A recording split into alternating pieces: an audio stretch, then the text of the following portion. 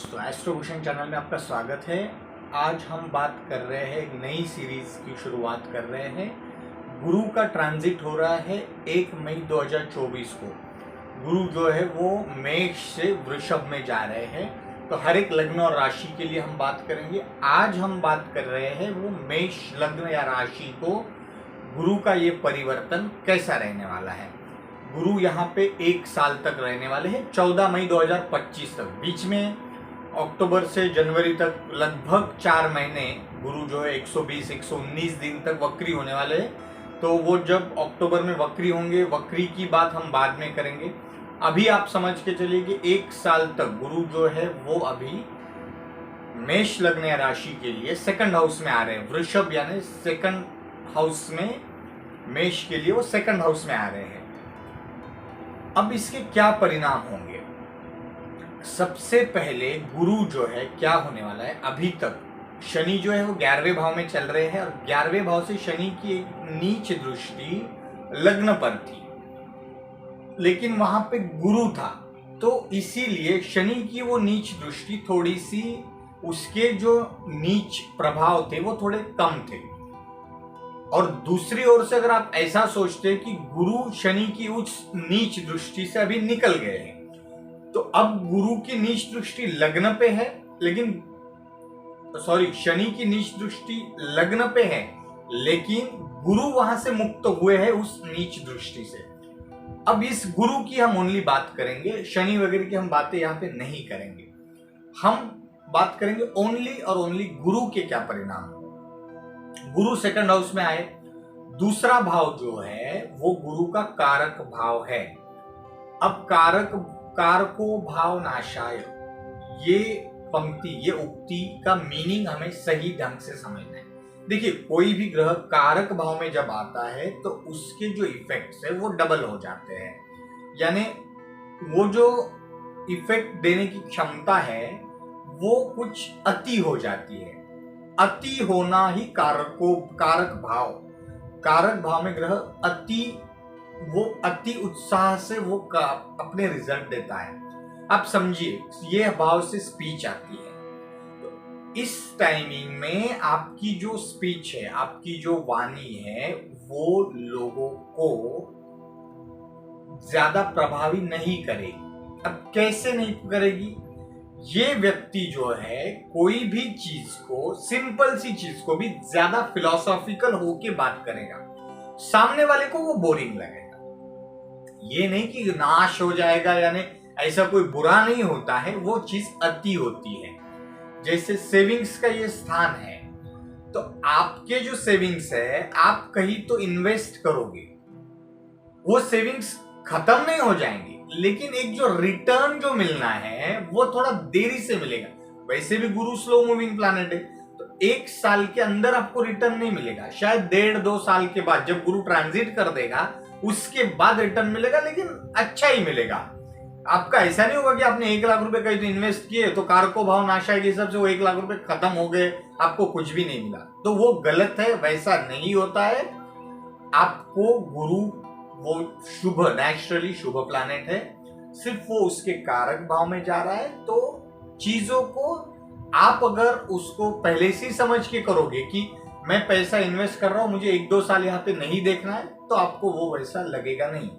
कोई भी सिंपल चीज है तो उसे बहुत ज्यादा फिलोसॉफिकल वे में समझाने की कोशिश मत कीजिए, सिंपल वे में समझाइए, तो वो इफेक्ट्स जो आपको निगेटिव मिलने वाले हैं वो अच्छे से, सामने वाले को आप थोड़ा पढ़ना चालू कीजिए। आप जो समझा रहे उसका अगर इंटरेस्ट है, जब तक उसका इंटरेस्ट है तब तक ही बात कीजिए, उसके बाद छोड़ दीजिए।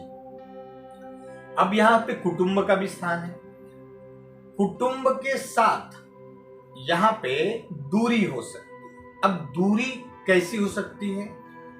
आप, क्योंकि यहाँ पे देखिए गुरु की एक दृष्टि कर्म स्थान पे भी है, आप नई जॉब के चक्कर में कुटुंब से दूर जा सकते हैं, वहां से आपको पैसा ज्यादा मिलेगा, सेविंग्स अच्छे होने वाले हैं, सब कुछ सही हो रहा है, लेकिन कारको भाव नाशाय का कुछ इफेक्ट तो आपको मिलेगा, तो आपके परिवार से दूरी हो सकती है। अब उसके लिए कभी कभी ये भी हो सकता है, परिवार में बहुत सारे मेंबर हैं, आपकी वाणी कड़वी भी हो सकती है, क्योंकि आप सीधा बोल दोगे, उसके चक्कर में आपकी परिवार से दूरी हो सकती है। तो ये अलग अलग सर्कमस्टेंसेस सबके लिए अलग अलग हो सकते हैं। अब बात करते हैं गुरु की दृष्टियों की। गुरु की 3 दृष्टियां हैं, पंचम, सप्तम और नवम। पंचम दृष्टि जो है वो 6th हाउस पे हो रही है, वहां पे केतु महाराज बैठे हुए हैं। अभी आप जॉब स्विच कर सकते हैं। वैसे गुरु की एक दृष्टि कर्मस्थान पे भी है, और कर्मस्थान का जो मालिक है शनि, वो एकादश भाव में स्वराशि में है, और 6th हाउस जो आपका जॉब का स्थान है वहां पे भी अभी गुरु की दृष्टि है। अभी आपको जॉब स्विच आप कर सकते हैं। बहुत सारे लोगों ने ऑलरेडी, क्योंकि केतु ने आपको उस तड़प में लाया होगा, उस टेम्पटेशन में लाया होगा कि मुझे जॉब चेंज करना है। बहुत सारे लोग, मेष लग्न वालों ने जॉब छोड़ दी होगी, छूट गई होगी, अब उन्हें नई जॉब मिल सकती है। अगर अभी तक आपने जॉब चेंज नहीं किया है, अच्छी अपॉर्चुनिटी अभी आपके पास आ सकती है, आप जॉब अभी स्विच कर सकते हैं।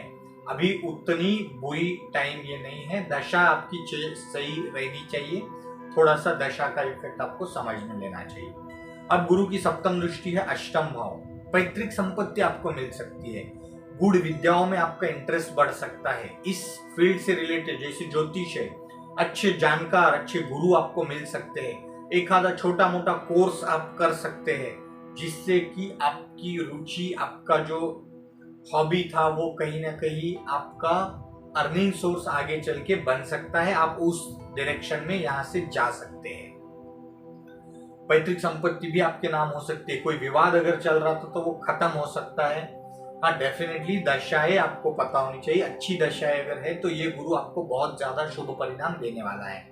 गुरु की 9वीं दृष्टि आपके कर्मस्थान पे है, तो कर्मस्थान में ये गुरु आपको बदलाव दे सकता है। आपके लिए अच्छी अपॉर्चुनिटीज बन सकती है, आपको प्रमोशन मिल सकता है, लोगों में आपके लिए एक जो हम कहते हैं कि प्रमोशन, या आपको लोग रिकॉग्नाइज करना चालू करेंगे। इस टाइमिंग में कर्मस्थान में आपको अच्छे रिजल्ट यहाँ पे मिल सकते हैं। अब बात करते हैं कि गुरु के साथ कॉम्बिनेशन में अगर कुंडली में, परमानेंट कुंडली में कौन से ग्रह उसके क्या परिणाम होंगे। मान लेते हैं कि किसी की कुंडली में वहां पे सूर्य है, तो गुरु सूर्य ये कॉम्बिनेशन, गुरु वाणी के हाउस पे सूर्य की वजह से अग्रेशन रहेगा, और आप सीधा बात करोगे, कड़वी बात हो सकती है, उसमें आपको थोड़ा संभलना है, क्योंकि सूर्य का अग्रेशन की वजह से आपके ऊपर का कंट्रोल थोड़ा सा खो सकते हैं। वहां पे अगर राहु है तो ये गुरु और राहु चांडाल योग बन रहा है। आप एक्सट्रीमिटी पे जा सकते हैं, कोई भी डिसीजंस में आप एक्सट्रीमिटी पे जा सकते हैं। वहां पे थोड़ा संभलना है आपको। अगर ऐसा कुछ हो रहा है तो आपको शंकर भगवान के शरण में रहना चाहिए, उनकी उपासना आराधना आपको करनी चाहिए। वहां पे अगर केतु है तो वहां पे आपको देखिए गुरु और केतु, वैसे वो केतु के रिजल्ट को ये गुरु कम करेगा। कुटुंब के साथ की बॉन्डिंग थोड़ी सी, अगर आपकी परमानेंट केतु की वजह से डिटैचमेंट है तो गुरु उसमें थोड़ी सी सुधारना कर सकता है। मान लेते कि वहां पे बुध है किसी के कुंडली में, बुध यहाँ पे देखिए 3रे और 6ठे भाव का स्वामी है। 6ठे भाव पे गुरु की दृष्टि भी हो रही है। 3रा भाव पराक्रम का स्थान है। जो लोग मीडिया, एंटरटेनमेंट, एचआर के फील्ड में है उनके लिए ये 1 साल बेस्ट टाइम रह सकता है।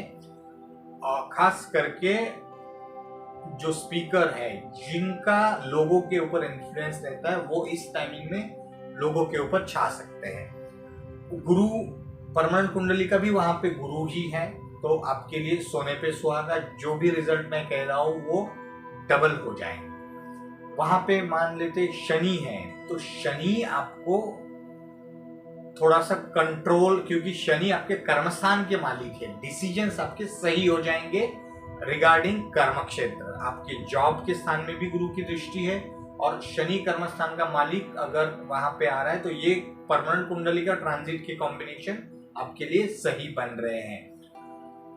और शुक्र अगर वहां पे, तो शुक्र इस स्थान का मालिक भी है, आपके अर्निंग के सोर्स 7th हाउस का भी वो मालिक है, तो वहां पे सेविंग्स अच्छे हो जाएंगे। आपकी शादी इस टाइमिंग में तय हो सकती है। नया पार्टनर आपको बिजनेस में मिल सकता है, उस तरह से ये सभी चीजें आपके लिए बेस्ट है। तो इसी तरह की डिटेल वीडियो मैं सभी लग्न और राशि के लिए ला रहा हूँ। तो अगर अभी तक आपने चैनल को सब्सक्राइब नहीं किया है तो सब्सक्राइब कीजिए, शेयर कीजिए, लाइक कीजिए, ताकि आने वाले वीडियोस का आप आनंद ले सके, लाभ हो सके और आपको आपके जीवन में आप एक परिवर्तन ला सको। Thank you very much.